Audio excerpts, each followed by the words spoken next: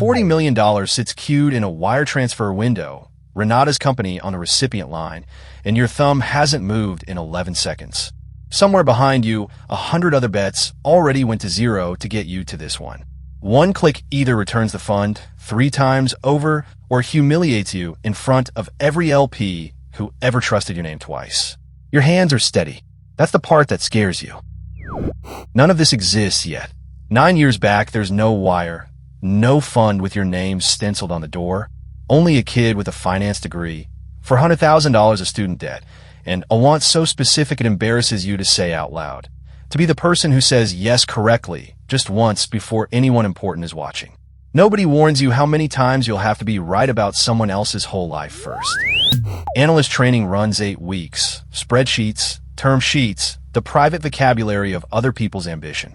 $400,000 of debt doesn't feel any smaller in a conference room with a view like this one. Dana, the partner who plucked your resume off a pile of 600, pulls you aside on day one. Her warning is the only lesson from the entire 8 weeks that actually sticks. You'll say no 900 times for every yes that counts. Get used to being wrong in public. 300 pitch decks land in the shared inbox this week alone, the fan on your laptop humming under the load. You get an opinion on every one of them and a vote on none. One name keeps recurring in the forwarded threads. Priya, a garage founder who rode her own company to a bell 8 years back and writes angel checks now. Everyone in the building wants 5 minutes with her. A cold email gets you into an actual garage. Folding chairs, a whiteboard fog with a supply chain diagram, the smell of solder, and cold coffee gone bitter in a paper cup. Renata talks with her hands like the idea might fly off if she stops moving them. $2 million gets her to a real, sellable product.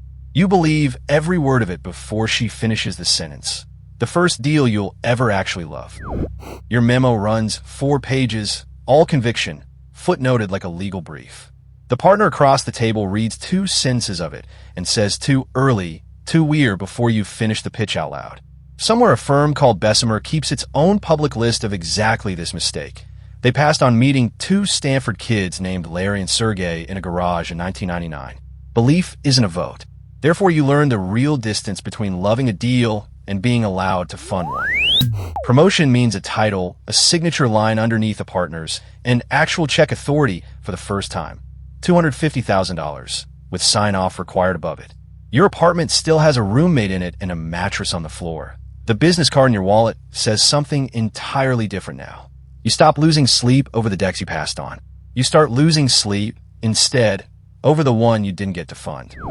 Renata raised anyway. A rival fund wrote the check yours wouldn't. And her company now fills an actual office, whiteboards multiplying, a product finally shipping to real customers. The round announcement lands in your inbox, like a scoreboard update from a game you're not playing in yet. $15 million, and not one of them is your firm's. But conviction has to start somewhere small. Your own source deal, a logistics tool nobody else in the building had noticed, finally gets the sign-off. $250,000, your recommendation, your name quietly attached to an outcome for the first time in your career.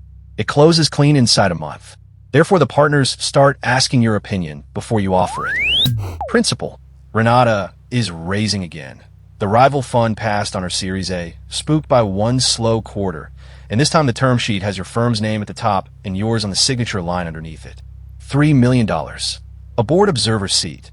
The closest you've ever sat to the table that actually decides things. Her servers multiply. Her headcount doubles twice in a year, and the growth curve on every board deck bends in exactly the direction the whole room is quietly praying for.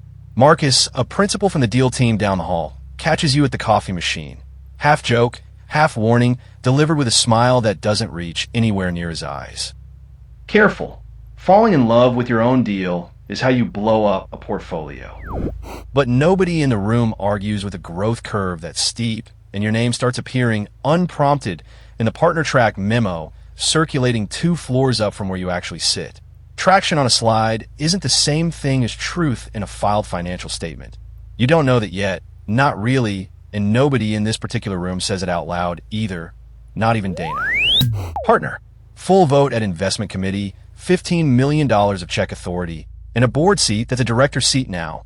Real fiduciary duty. The kind of lawyer can attach your actual name to if something goes wrong later. The climb from here looks less like a ladder and more like a wire with no net stretched under it. You lead Renata's growth round yourself now. $15 million, a candlelit dinner with two co-investors angling politely for the exact same allocation you want for your own firm. Somewhere between the second course and the signature page, your partners start using a phrase about her company that you'll hear repeated with steadily less warmth in it for years after tonight's dinner is over. An LP due diligence questionnaire lands the same week. 40 pages asking 6 different ways how concentrated your fund's return really is on companies exactly like Renata's. You answer honestly. Page 30 reads, the fund's carry depends materially on a small number of positions. Your own handwriting looks unfamiliar by the time you finish that sentence. The numbers on Renata's dashboard look almost too clean this particular quarter. The kind of clean you'd flag immediately, on instinct, in anyone else's deal. Your phone sits face down on the desk and doesn't buzz. It hasn't buzzed all afternoon, not once. That particular kind of quiet used to mean nothing at all was wrong. Then it buzzes. Renata's voice on the line is flatter than you've ever heard it. The revenue in every board deck for 6 straight months was inflated, real numbers a fraction of the reported ones, and not one of the other directors knew before you did. Your hands don't move for a full 10 seconds after the call ends. The company you fell for first is worth, functionally, nothing. 40 people lose their jobs in a single Friday email you personally helped draft, your director's signature required at the bottom of the notice. Sign it anyway. Fiduciary duty doesn't pause for what any of this costs to sit through. Marcus finds you in the hallway afterward, not quite smiling, timing the line exactly right. I told you, you don't get points for loving the ones that die. But a blown-up board seat doesn't end a career here if you handle the wreckage honestly. And somehow, barely, you do. General partner. The fund is $300 million now. And for the first time, your own money is actually inside it. $4.5 million real, locked up for a decade. Yours to lose along with everyone else's. GP means watching the whole portfolio at once. 40 companies across one long wall of monitors, a third climbing, a third flat, a handful quietly dying the way Renata's first one did. Dana isn't at the Monday meeting. Her fifth fund's LPs simply didn't re-up it. Nobody sends flowers for a fund that just stops. The seat only opens because hers closed, and you're the one who fills it. Allocating across a fund, you didn't build turns into driving a car with somebody else's hands still resting on the wheel. Therefore, quietly on weekends, you start drafting the deck for something that would actually be yours. A fund with your own name stenciled on the door, for better or for a full decade or worse. $150 million, Fund 1, in your own name is the entire pitch now, not your old firm's letterhead behind you. Every LP dinner is an audition with a check at the end of it. 2 and 20. A 2% management fee, 20% of anything above an 8% floor. You explain the math so many times this month, it stops sounding like math at all. Priya walks into your firm's actual lobby to write a check as an LP. The same name from the forwarded decks 9 years back, Garage to Bell, now funding the fund that once couldn't fund her friend's company. The room you built is smaller than the one you imagined at level 1, with worse coffee than you promised yourself it would have. It doesn't matter. She signs anyway. Closing fund 1 costs $3 million a year just to keep the lights on and the 2 associates paid. The management fee, spent before a dollar of it, is actually earned. Therefore, the first real check this fund ever writes has to be the right one. You already know, before you'll admit it out loud to anyone, exactly whose name is going on it. 5 years scale the fund toward the top of an industry where the 2 biggest firms each manage roughly $90 billion apiece. A single fundraise from one of them last year alone equaled almost a fifth of everything the entire U.S. venture industry deployed. You're nowhere near that number yet. You fly toward it anyway, every quarter a little closer. Access compounds faster than carry ever does. Doors that used to need 3 warm introductions now open because a fund with your name on it called ahead. But the carry from Fund 1 still hasn't paid a single dollar. The portfolio companies haven't exited and won't, most of them, for years, if they ever do at all. Renata pitches you again, a second company this time, real, built carefully out of the wreckage of the first one, and asks you personally to lead the follow-on. Another deck lands the same week, something about tokens, the summary line reading almost word for word, billion or zero. You pass on it without a second thought and don't think about it again. $40 million, queued, Renata's name on the recipient line, your thumb hovering exactly where it was 9 years and one collapse company ago. This time you click. The wire clears in 11 seconds. Her company's next round price is at 4 times the last one. The single check that returns 3 times the entire fund. Your hands are steady again. Nobody claps. The machine already wants to know what's next.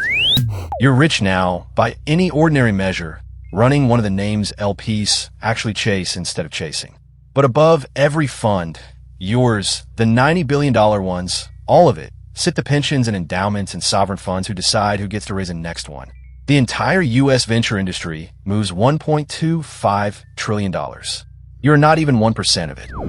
Globally, the number is $3.5 trillion, up from $500 billion less than 20 years ago, and every dollar of it answers to some allocators committee you will never personally sit on. The capital doesn't ask what you built. It doesn't ask what you believed. It only asks every single year what returned. That's the actual top of this ladder, and it has no office anywhere with your name on the door. The apartment is bigger now, the view better, and most nights it's just you up here with a glass you don't finish, running numbers on funds that aren't even yours to run anymore. Marcus made partners somewhere else, married, 2 kids you hear about secondhand. Dana always said the 900 no's cost something. Nobody ever specifies out loud that the cost is usually this, the quiet, not the money. A text arrives from a number you haven't heard from in 2 years. Dana retired quietly last spring. The firm's newsletter said, a single line nobody read twice. 3 words now, no context needed after 9 years of the exact same lesson repeated in 100 different rooms. 900 no's. Then you get to find out if you were right about the one. A notification sits on your phone, face down on the desk, exactly the way it always has. A second look at the deck you passed on, the founder asking politely if you're sure. Your thumb hovers exactly the way it once hovered over $40 million. This time you leave it face down. Some doors you get to leave shut on purpose, and that too, 9 years in, still counts as a decision.